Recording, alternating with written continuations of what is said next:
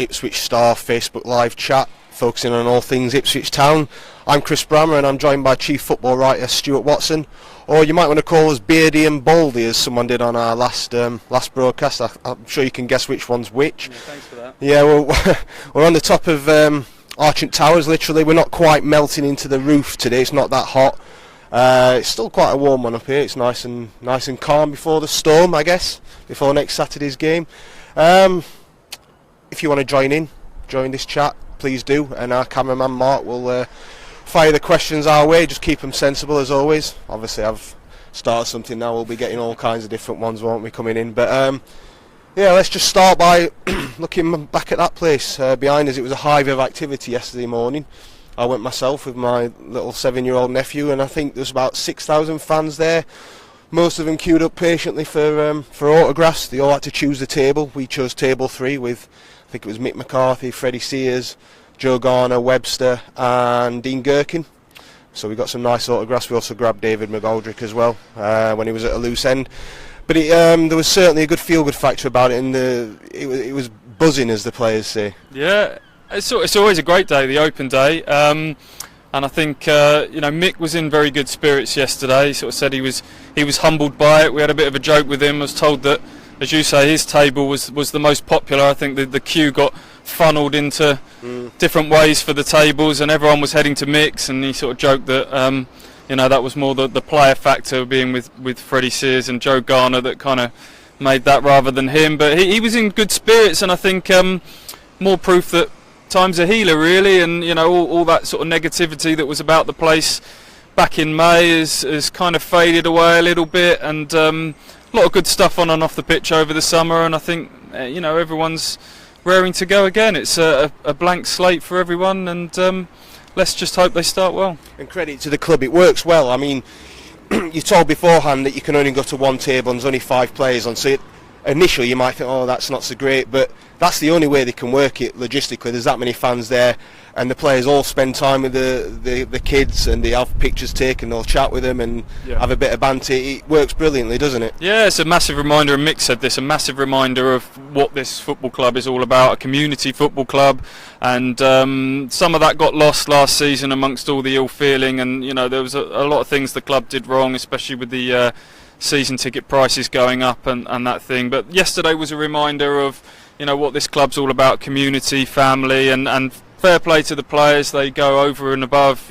Luke Chambers stayed out for a long time afterwards, sort of doing extra autographs, and Mick sort of joked that he'll have a bad back and he didn't want him getting injured and all that sort of thing. But yeah, there was a real sort of link. It felt like they're sort of getting that link back between the fans that perhaps was a little bit lost last season. I must admit, we watched the training session, and fair play to the players. They were out there for a good hour, and a few players really surprised me, actually. You've got Jonas Knudsen with an absolute hammer of a left foot. I didn't realise he could hit a ball so hard and accurately as well.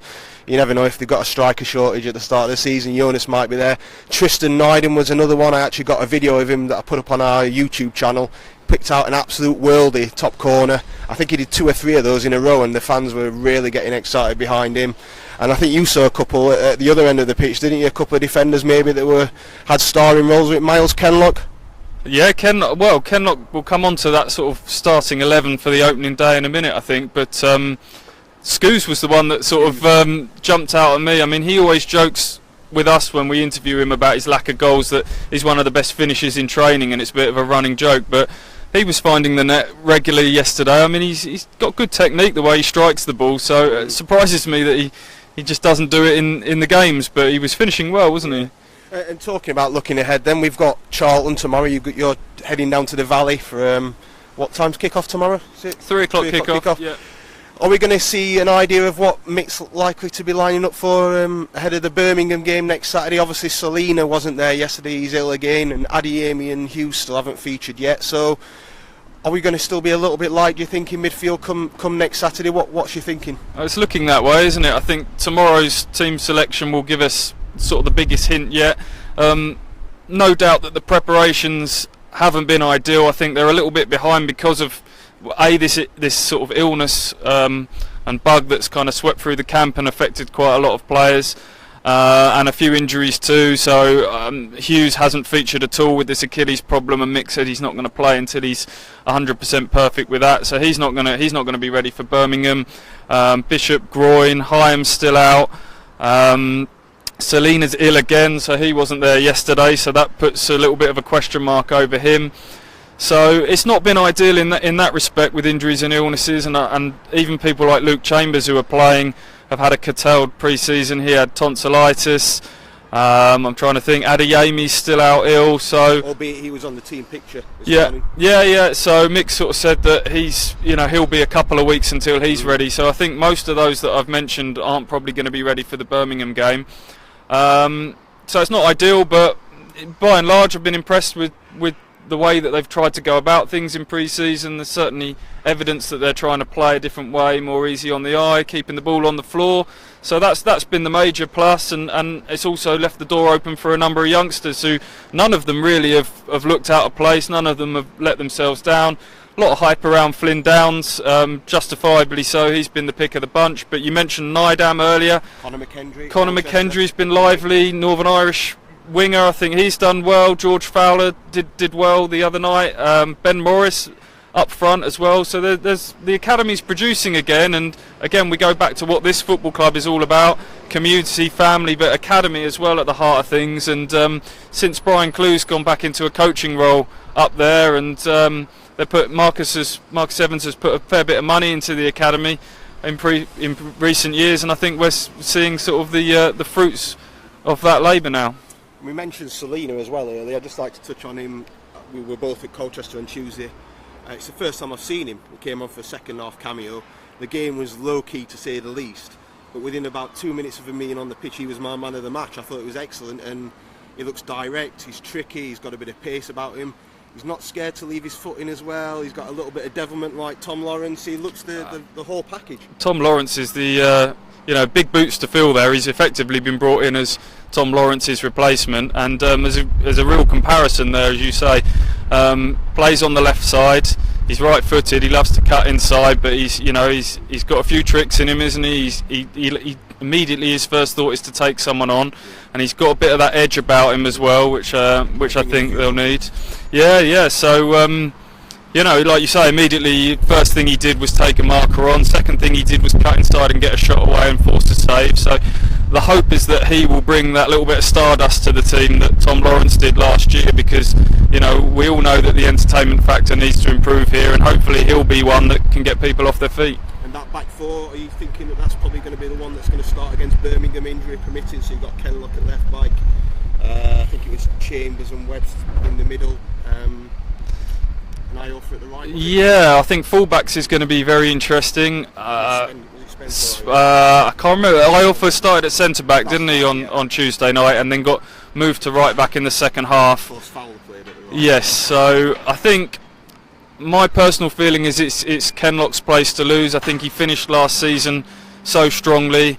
I just get the feeling that Mick might go with him. My gut feeling is that Jonas is seen as the safer pair of hands at left back, but he seemed to be shouting a few instructions at Jonas and getting a bit frustrated on Tuesday night, and so Kenlock at left back would be my gut feeling at the moment, as the bottles get emptied behind us. Iorfa or Spence at right back, it's a real toss-up at the moment. Iorfa's had a bit of another one who's had a short pre-season. He's been away with England under-21s. Maybe Spence there, but Iorfa in the long run once he gets in. Centre back, I think, will almost certainly be Chambers and Webster. I think Mick will always pick his captain, and I think Webster's just offered a reminder of the class act he was before he got injured towards the sort of middle of last season. So Tommy Smith may be to be the unfortunate one to miss out there. And the striker conundrum. We've only got 3 established strikers at the moment. We know all about Ashley Fletcher, and Mick's interested in him, and Ike Ugbo has gone to Barnsley. Mick wanted to take him from Chelsea, but wouldn't guarantee him starting every week. Where are we at then with that? We've heard Omar Bogle linked, we've heard Jordan Hugo linked.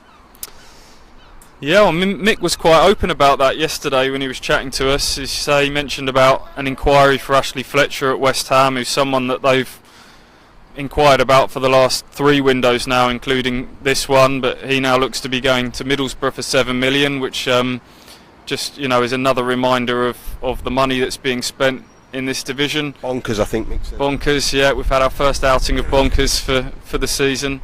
Where are we at with it? Well, Mick's basically conceded that it's going to be a loan player because you just can't compete with some of the fees that are going around at the moment. I don't think there's a huge panic at the moment. You've got 3 senior strikers in Garner, who has looked very good and very sharp in pre-season. We talk about Selina bringing an edge. Joe Garner will definitely bring a competitive edge. I mean, he's not the biggest, but he'll win everything in the air. He'll go and he's a pest. He'll go and compete and try and bully a centre back. So I'm quite encouraged by what we've seen of Joe Garner. David McGoldrick, still those injury doubts over him, isn't there? On his day, we all know what a class act he can be, but can they keep him fit throughout the season? We'll see. Freddie Sears, can he be reconverted to a striker? He's played out on the wing and toiled out on the wing for such a long time. I think he needs a real run up front to get his confidence back in his shooting boots. But you've got 3 decent strikers there, so no huge rush to get someone in before the Birmingham game. I'd rather Town took their time and got the right player rather than panic and go and get someone. Mick sort of said that there'll probably be a domino effect somewhere along the line. Someone will sign a player and then someone else becomes available.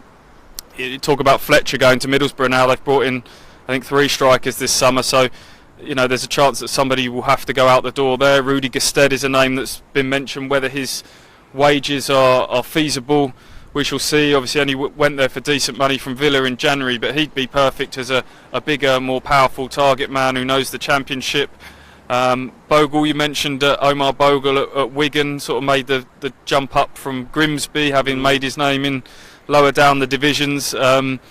Wigan have obviously been relegated to League One. I think he wants to stay in the Championship, and he might tick that box in terms of someone who's wants to stay in the Championship and would be prepared to come to Ipswich and know that he's not going to be guaranteed a starting place, because that's going to be the difficulty now. Mick's trying to sign a striker but can't give them any guarantees that they're going to be coming in and playing week in, week out. I don't read too much into this number 9 shirt being kept free for an out-and-out proven goal scorer. I think they offered that to Garner and he didn't want it for superstitious reasons or what have you. So I think it's going to be more of a striker that's coming in as a 3rd, 4th striker to compete and try and work their way into the squad. So perhaps the best option would be just to get a young Premier League loan player that's versatile and can fill a couple of roles. Jonathan Lecco at West Brom was mentioned earlier in the summer. He can play wide right and he can play up front, so he might tick a couple of boxes, provide a bit of competition both for out wide and up front. My gut feeling is it might be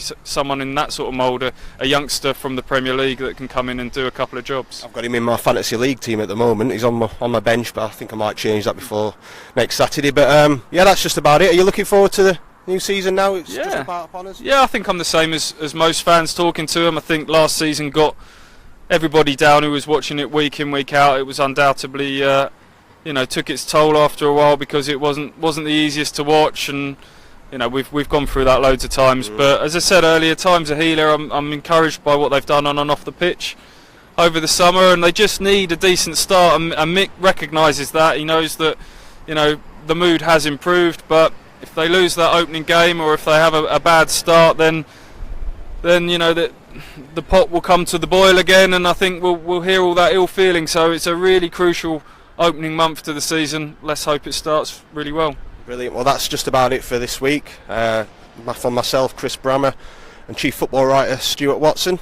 That's just about it, and we'll speak to you next week.